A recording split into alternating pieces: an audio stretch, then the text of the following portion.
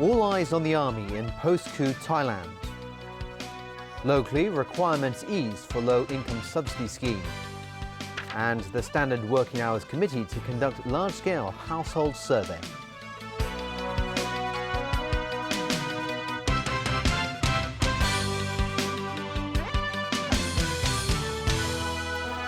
Good evening. We begin tonight in Thailand, where it's still unclear what the army intends to do after yesterday's bloodless coup. As Alan Bugnia reports, the Thai military chief held numerous meetings today with former government and opposition leaders. With a heavy military guard outside the army facility, Thailand's former Prime Minister Yingluck Shinawatra and 22 associates met with the country's army chief, General Prayut Chan-o-cha. Prayut launched his coup after the rival factions refused to give ground in a struggle for power between the royalist establishment and a populist government. 28 people have been killed since the protests began last November. Prayut also met with military personnel to explain the role of the army following the bloodless coup. He censored the media, dispersed rival protesters in Bangkok, and imposed a nationwide 10 p.m. to 5 a.m. curfew. An army spokesman announced on television this morning the constitution had been cancelled and the caretaker government dissolved, except for the Senate. He said General Prayut has assumed duties of prime minister. The coup immediately drew international condemnation. The U.S. State Department said there was no justification for the military takeover, and it was reviewing its $10 million in annual aid to Thailand. We've taken preliminary steps to suspend military engagement and assistance while we consider the facts on the ground. Right now, there's a comprehensive review of that going on. Meanwhile, the streets of Bangkok have been quiet with very little military presence. This tourist said he did not feel ill at ease in the least. Not at all. For the last 4 days, we have been having a very nice time as travelers, and we never faced any problem anywhere. Meanwhile, leaders of the pro- and anti-government protest groups are still believed to be in detention. The military has banned 155 people, including politicians and activists, from leaving the country. Alan Bugnia, TVB News. Here in Hong Kong, the Travel Industry Council has cancelled all package tours to Thailand, scheduled between tomorrow and next Friday. About 1,300 people are affected. Jenny Lam has that story. Flights to and from Thailand have so far not been disrupted, but 6 out of 8 Hong Kong tour groups heading for Thailand today were cancelled. Some of those who are travelling on their own have been trying to change their flights. Just in case, says this woman. This man decided to set off anyway after checking that the area where he will be staying is still safe. The Travel Industry Council met with its member agencies today and announced the cancellation of all package tours to Thailand from tomorrow to next Friday. About 1,300 people who signed up for 70 different tours are affected. The Council's Executive Director, Joseph Tung, said travellers can choose to postpone their trip for 6 months, in which case the agencies will keep their payment for the time being. They can also seek a refund. In that case, the agencies can charge a handling fee of $150 for tours that are 5 days or less, or $300 for tours that are 6 days or longer. The Council will continue to liaise with the Security Bureau and decide later if it will resume the tours from the 31st of May onwards.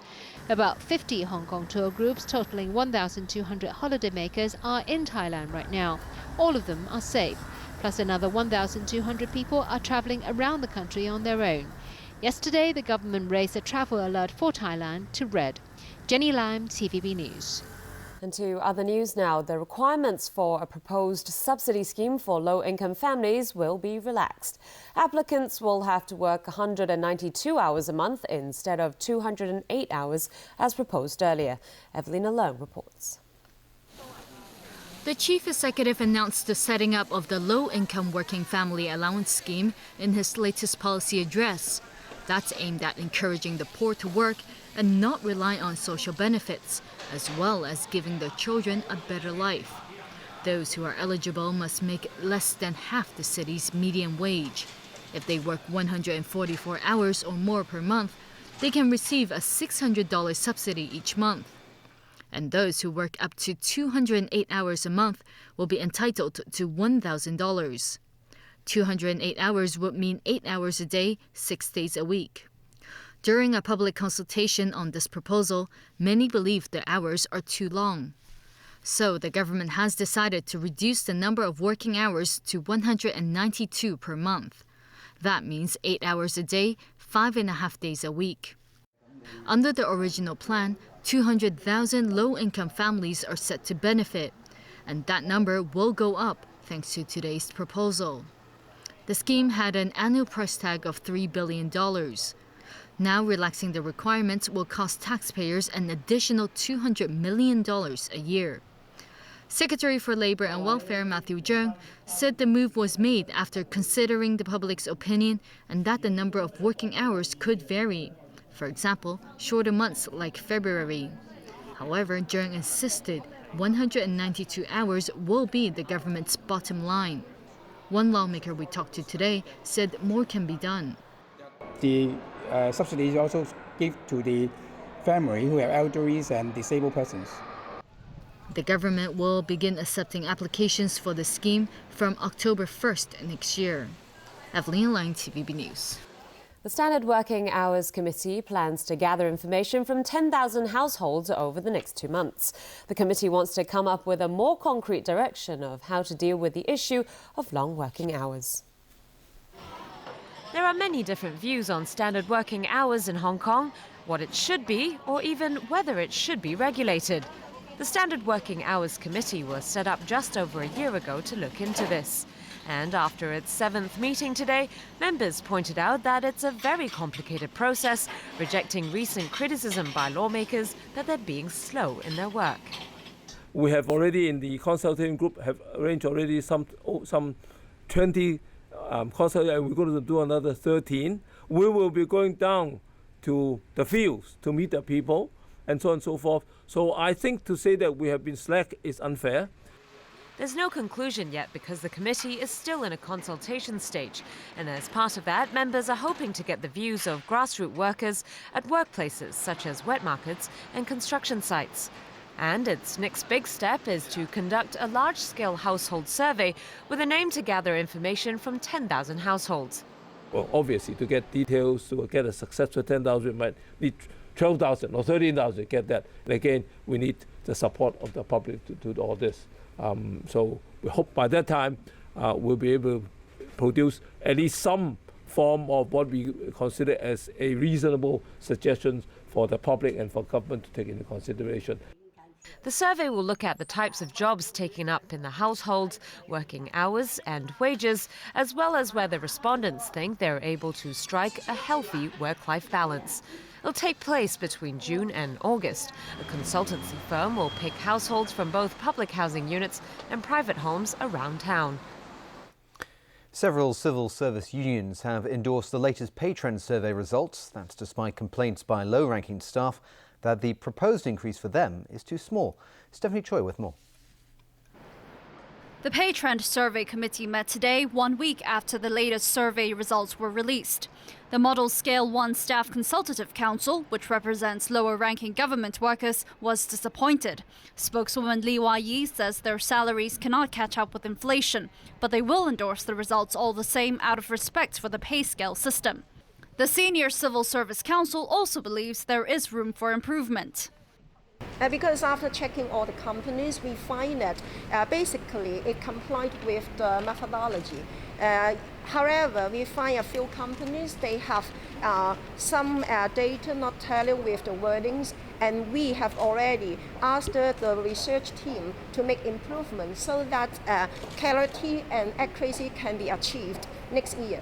We endorse the report. 4 unions that attended today's meetings have endorsed the findings, but some have pulled out of the Pay Trend Survey Committee.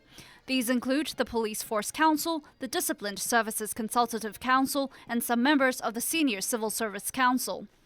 I think they didn't turn up in the last several meetings, and that's why I make an appeal to all the people, all the parties didn't turn up, hoping that they can return to the Patron Survey Committee to continue to work for the 2015, so that all the survey fields, all the methodologies can be proven. The pay trend survey reflects pay adjustments in 110 private companies in the past financial year. The pay hikes ranged from 5.32% to 6.91%. After deducting the payroll cost of civil service increments, the net indicator shows a 3.8% increase for the lower ranks, a 4.71% rise for the middle ranks, and a 5.96% climb for senior staff. Stephanie Choi, TVB News. A former mining tycoon has been sentenced to death on the mainland. Liu Han was found guilty of leading a criminal gang that killed rivals. Liu was one of China's richest men. He was chairman of energy conglomerate Sichuan Hanlong Group, which owns stakes in Australian and US mines. Liu and his brother Liu Wei were both sentenced to death in a court in Hubei province today. The Liu brothers and 34 other defendants were accused of crimes such as organizing, leading and participating in a criminal gang, as well as intentional homicide. They were the largest criminal group of its kind to go on trial in China in recent years. And when we come back, the United Nations slaps sanctions on Boko Haram. War of words on the Korean Peninsula over shelling, and Montreal comes to life in the Eastern Conference Finals.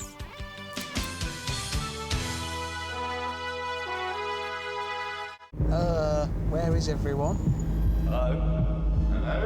When there's no one around, the bad boys get badder. Changing gear with my left hand. How multitasking was that? Oh, I'm ruining my Ferrari. Monday, Top Gear at 9:35 on Pearl. The selection of the chief executive by universal suffrage in 2017 will be a milestone in Hong Kong's constitutional development. The Basic Law sets out the aim of achieving universal suffrage and the relevant principles. On this basis, we can elect our chief executive by one person, one vote. So what does the Basic Law say? Let's take a look. According to Article 45 of the Basic Law, the selection of the chief executive consists of 3 steps. First, nomination.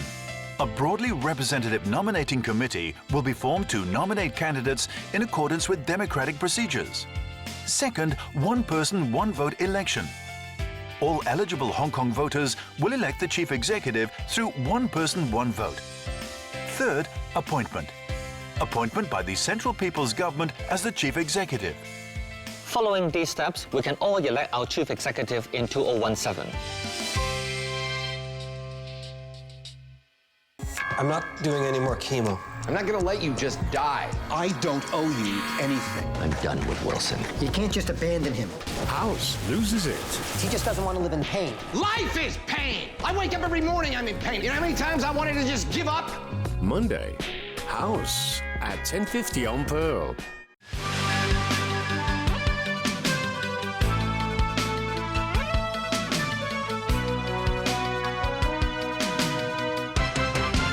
And a warm welcome back to TVB News. In the wake of Boko Haram's deadly attacks and the kidnapping of schoolgirls in Nigeria, the UN Security Council is stepping up efforts to stop their reign of terror.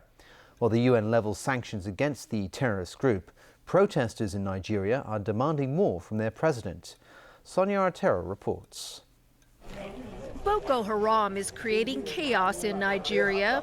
By freezing their assets and making it hard to secure arms, the United Nations shows it will not stand for it. The appalling kidnapping in Chibok and the relentless terrorist attacks that follow this event are really a wake-up call for all of us and UN system.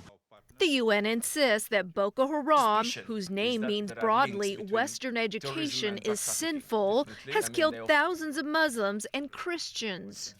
To prevent them from wreaking more havoc, the UN will help secure Nigerian schools. We can help strengthen the criminal justice response in Nigeria to terrorism and crime through sharing experience, best practices, training, providing toolkits and so on. But Nigerian